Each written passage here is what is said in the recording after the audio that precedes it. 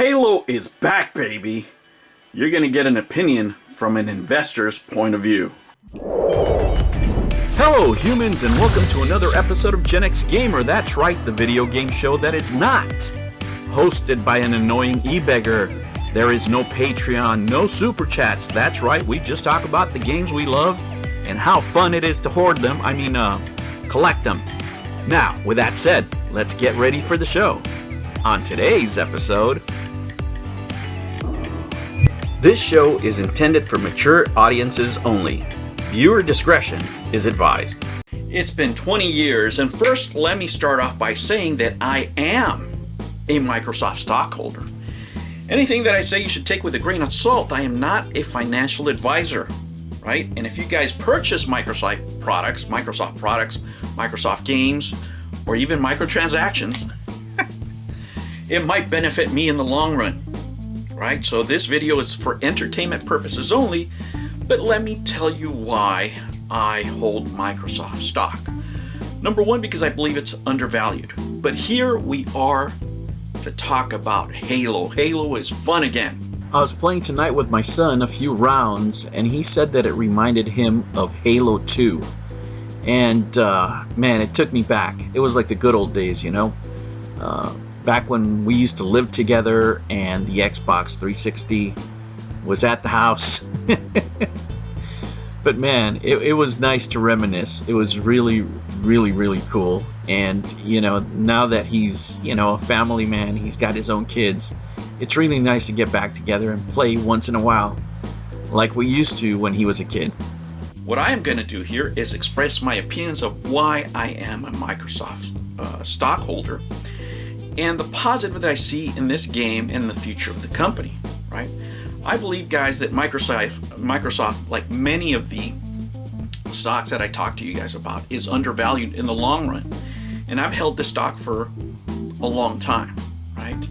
And the reason is I don't believe that the full potential of the Xbox and the Xbox brand has been developed yet. There is a lot that there could be explored here with this franchise, for example, with many of the titles, with the Xbox Game Pass service, with xCloud. There's a lot, and I mean a lot more room to grow just in this sector of the company, right? We're not talking about their business products or anything like that. One of the things that I like about Microsoft in general is that they are not into social media, so they don't get in trouble for saying anything. They just put out games, and that's pretty much it. And I think this one is going to be a moneymaker for them, right? Because let me tell you this, I've been playing now since the day it came out, right? I got home from work and I started playing it whenever I could because sometimes the servers were down, and I have been having a lot of fun. And let me tell you, I'm not really good at these games. Especially online, playing with other players, I get anxious really quickly, you know, but I've been having fun with this. I've been practicing more, trying to get better. And I really like it. You know, I like the way it feels. I like the way it flows. This is one of these occasions where the public spoke, right? And Microsoft listened and made the changes necessary, and we're getting this. This is a lot better, and I mean a lot better than what we saw. Now, right now, you know, it's just in early development, but as far as what I've seen so far, as far as what I've played, as far as how the game feels, I like it. You know, there's a season pass, of course. There's microtransactions like in every other game. As a player, I don't like them. As an investor, I love them. Because people are going to buy them anyway, right? People are going to buy them anyway. And this is really going to expand the business. And I can play this. The other thing is the versatility of this game. I can play it, you know, on my Xbox. I can play it on my phone, on the xCloud. I can play it many different ways on PC. And this is just one of the ways that this company is growing and is going to grow further.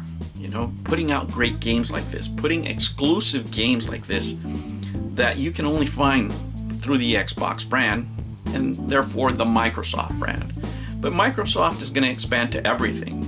What's different about Microsoft, and specifically the Xbox, is that they're more than willing to put their games or their Game Pass on anything, right? If they can negotiate the price, they would put it on the iPhone, they'll put it on the PlayStation, they'll put it on Nintendo, whatever it takes. Eventually, they'll cut a deal, right? Right now it's just a matter of money, and it's still a brand new market, and they're trying to wiggle their way around what is going to be the future in cloud gaming. But if they're going as strong as they are right now, they will dominate the market with their service. You know, Google is as big as they are, they couldn't keep up with the Stadia. Microsoft just has a much, much better service. It delivers better value. And let me tell you, the gameplay on this game, I can't wait for the campaign mode, because that's my forte. I love playing campaign modes on shooters. It's what I love doing. And I really can't wait. December 8th, I think it's the release for this. As far as my first impressions, you know, on this early beta, whatever they want to call it, release, it's about an 8. There's work there to be done. The maps could be a lot better, you know. But as far as the gameplay, customizing your character, how easy it is to use the game, not only for experienced players, because I've been dying a lot with experts, but for novices like me, you know, it's a good entry point. I could see a lot of people of different ages playing this game. As we speak, we're planning a game between myself, my son, and my grandson, right? So 3 generations playing, just like we did in Fortnite. We're going to do it now with Halo. And I'm sure, and I'm telling you, I'm glad Halo is back. As far as, you know, investing in what you know, and that is my philosophy, and I actually got that from Peter Lynch. He's a famous investor. You guys can look him up. But he said, invest in what you know. What I know is video games. That's what you guys know, right? I'm sharing my experiences with you. I'm not giving you financial advice. But what I am saying is, do your due diligence, right? After you consult a financial advisor and he says, hey, you know, you can take a little bit, or whatever his recommendation is of whatever percent you can play with, you may want to look at companies that you're familiar with as far as gaming, because that's where your experience is at. You're going to know when something's overvalued, when something's undervalued. For those of us who have been following the Xbox and the Game Pass, now we can see what they're building. Now with the exclusive games that they're coming up with, we can see where they're going. And with these better experiences on their service, we can see the steps they're taking, right? And we can see into the future. Because remember, in the future, your dollars are going to be worth less, right? Meaning that you need to put your money somewhere that's going to hold value, right? And that's where you're looking for when you invest in companies, right? Such as Microsoft or anything else. I think in the long run, as a long-term investment, this is the type of companies that I select, right, for the long term.